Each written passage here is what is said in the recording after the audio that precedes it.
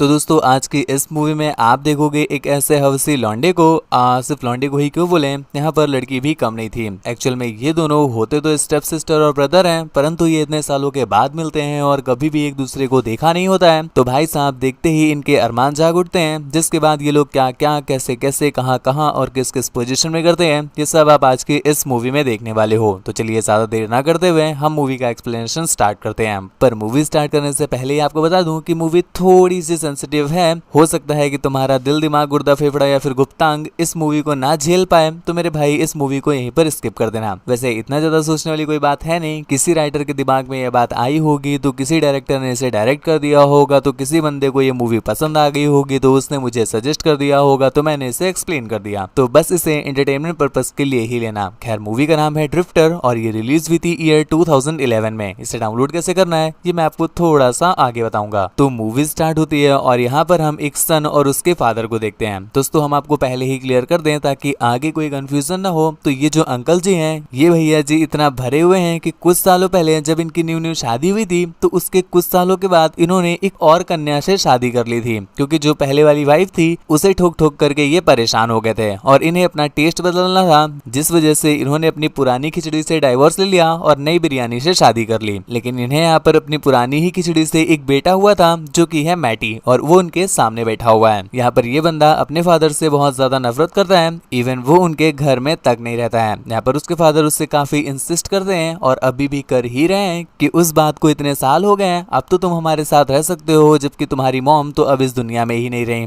और यहाँ पर तुम्हारे पास एक स्टेप मॉम भी मिलेगी और तुम्हें एक स्टेप सिस्टर भी मिलेगी। लेकिन मैटी जो कि अपने फादर से इतनी नफरत करता है तो वो उनके घर में नहीं रहना चाहता और यहाँ से उठकर वो सीधा अपने घर में जाता है। घर पहुंच करके उसे वहाँ पर एक लड़की दिखाई दी। अब भैया जी ये बिल्कुल कंफ्यूज हो गया, क्योंकि हिलाने वाला बंदा अब उसके घर में लड़की कैसे आ सकती है। जिस पर वो उस लड़की से पूछता है कि आप कौन, जिस पर वो बताती है कि वो उसकी स्टेप मॉम की असिस्टेंट है और यहाँ पर वो कुछ सामान शिफ्ट करने के लिए आई है, क्योंकि उसकी स्टेप मॉम उसके लिए उसकी बहन को यहाँ पर भेज रही है ताकि इन दोनों भाइयों बहनों के बीच थोड़ा सा बॉन्ड बन सके। अब ये बात मैटी को बिल्कुल भी पसंद नहीं आती है, तो वो अपने डैड से इस बात की शिकायत करता है, पर वो उसकी बात को रिफ्यूज करते हुए उससे ये बोलते हैं कि तुम अपनी बहन का ध्यान रखना। एक्चुअल में उसके डैड भी यही चाहते थे कि इन दोनों में थोड़ा सा बॉन्ड बन जाए ताकि मैटी उनके साथ रहने लग जाए। तो मैटी उस शाम तो अपने फ्रेंड के साथ रहता है, पर जब वो घर पर वापस आता है तो वो देखता है घर का पूरा सामान बिखरा हुआ पड़ा है। जब वो जाकर के अपने घर को अच्छे से एग्जामिन करता है तो वहाँ पर उसे आधी नंगी पुंगी एक लड़की दिखती है जो कि उसकी बहन थी।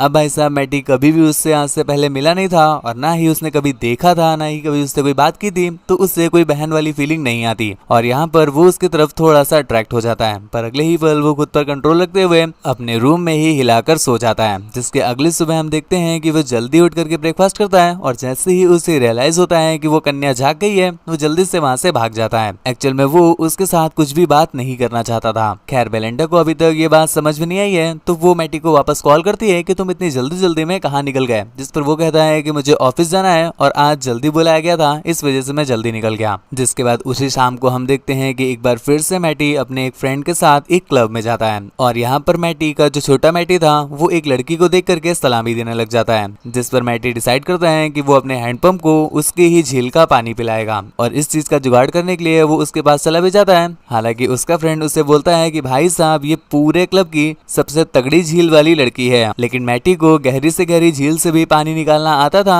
ये चीज हम तब देख पाते हैं जब वो क्लब से वापस आते समय अपने फ्रेंड को उसी लड़की का नंबर दिखाता है और बताता है कि उस लड़की का नाम मेलिस्टा है। जिसके बाद हम देखते हैं कि वो घर पर नहीं जाता, क्योंकि वो अभी भी वेलेंडर से नहीं मिलना चाहता था, तो वो पूरी रात एक रेस्टोरेंट में गुजारता है और अगली सुबह सीधा जाता है अपने डैड से मिलने के लिए। तो यहाँ पर उसके डैड उसे क्लियर करते हुए कहते हैं कि बेटा तुम गलत मत समझना, पर तुम्हारी जो मॉम थी वो मुझे सच में देती नहीं थी, इस वजह से मुझे तुम्हारी दूसरी मॉम से शादी करनी पड़ी। और इसके साथ साथ वो उसे थोड़ी और चूरन गोली दे करके बात सलटा देते हैं। जिसके बाद हम देखते हैं शाम को उसे बेलेंडा का कॉल आता है जो कि उससे बताती है कि उसके घर में एक भसड़ फैल गई है, तो जल्दी से वो घर पर आए। जिसके बाद भागते भागते मैटी घर पर पहुंचता है और यहाँ पर वो देखता है कि बेलेंडा ने पूरे घर में पानी फैला रखा है, जिस पर वो बताती है कि पता नहीं उसकी वॉशिंग मशीन को क्या हो गया कि उसने पूरे घर में पानी ही पानी कर दिया। जिसके बाद ये लोग किसी तरह से पूरे घर को साफ करते हैं, इस बीच बात वगैरह करते हैं और एक दूसरे को थोड़ा बहुत जान जाते हैं। खैर इसके बाद ये दोनों साथ में बैठ करके टीवी वगैरह देखते हैं और बेलेंडा उससे काफी कुछ बातें करती है और यहीं पर वो बातों ही बातों में उससे बताती है कि हम सभी फैमिली मेंबर्स को मिल करके कल डिनर पर चलना चाहिए। जिस पर मैटी साफ साफ उसे मना कर देता है और कुछ देर के बाद ये लोग सोने भी चले जाते हैं। पर मैटी को रात में नींद नहीं आ रही थी, जिस वजह से वो रात में बेलिंडा के पास जाता है उससे कुछ बातें करने के लिए। पर वो देखता है कि बेलिंडा तो बिना कपड़ों के ही सो रही है, जिसे देख करके एक बार फिर से उसके अंदर का शक्ति कपूर जाग जाता है। पर एक बार फिर से वो अपने शक्ति कपूर को सुला करके शाहिद कपूर को ऊपर ले आता है। खैर इसके अगले दिन जब वो अपने ऑफिस के लिए निकल रहा था तभी उसे बेलिंडा का बॉयफ्रेंड मिलता है, तो वो उसे मना कर देता है कि वो बेलिंडा के पास ना जाए, लेकिन वो उसकी बात ना मान करके अंदर पहुंच जाता है। अब भाई सब हम देख पाते हैं कि मैटी ऐसा इसलिए कर रहा है क्योंकि कहीं ना कहीं वो बेलिंडा से अट्रैक्ट हो गया था, जिस पर वो ऑफिस न जा करके उनके बीच ही बैठ जाता है ताकि वो उनकी नजर रख सके।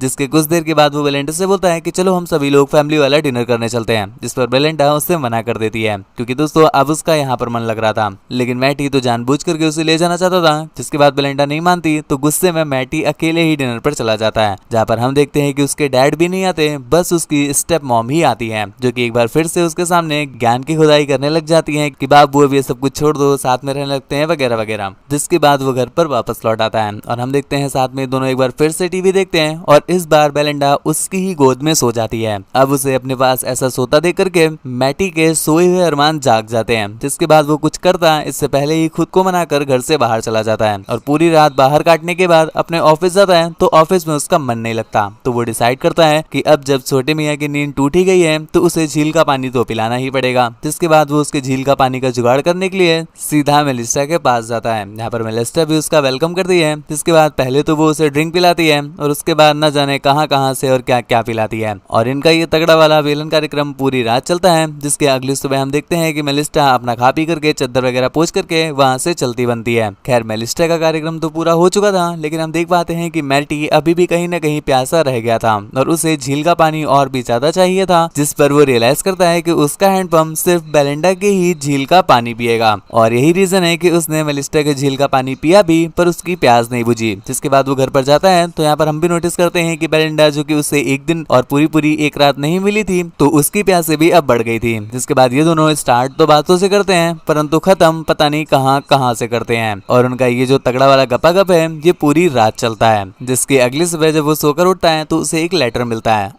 ये मत सोचो हर मूवी की तरह इसमें भी कन्या छोड़ के चली जाएगी, नहीं अभी तो देना उसने स्टार्ट ही किया है। खैर उस नोट में लिखा होता है कि मैं मॉम डैड की शादी में जा रही हूँ, जल्दी से तुम भी शादी में आ जाओ। जिसके बाद हम देखते हैं कि मैटी जल्दी से तैयार होकर के शादी में आता है और यहाँ पर वो बेलिंडा से पिछली रात के लिए सॉरी बोलता है, जिस पर बेलिंडा बोलती है क्यों, क्या हुआ, अच्छे से नहीं कर पाए थे क्या। और उनकी इन बातों से हमें समझ में आता है कि अभी तो बाबू सिर्फ शुरुआत है, इसके बाद तो ये लोग देखुदाई आतंक ही मचा देंगे। खैर फाइनली यहाँ पर उसके मॉम डैड की शादी भी हो जाती है और ये सभी लोग साथ में रहना स्टार्ट कर देते हैं और इसी के साथ ये मूवी यहीं पर एंड हो जाती है। मूवी आपको कैसी लगी है हमें नीचे कमेंट करके जरूर बताना और हाँ ऐसी और भी ज्यादा तगड़ी मूवीज के लिए हमारे इस चैनल के साथ साथ सेकंड चैनल को भी सब्सक्राइब करना बिल्कुल भी ना भूलें। मेरी फ्रेंड के चैनल को भी प्लीज सब्सक्राइब कर लीजिएगा, वो भी आपके लिए ऐसी ही तगड़ी मूवीज एक्सप्लेन कर रही है। मुझसे बात वगैरह करना चाहते हो या मुझे देखना चाहते हो तो इंस्टाग्राम पर फॉलो करके मैसेज कर लेना। मेरी इंस्टा आईडी तुम्हें स्क्रीन पर दिख रही है, यूजर नेम है आपका शिवाय और लिंक नीचे डिस्क्रिप्शन में दिया हुआ है। तो आज के लिए बस इतना ही, थैंक यू, बाय बाय।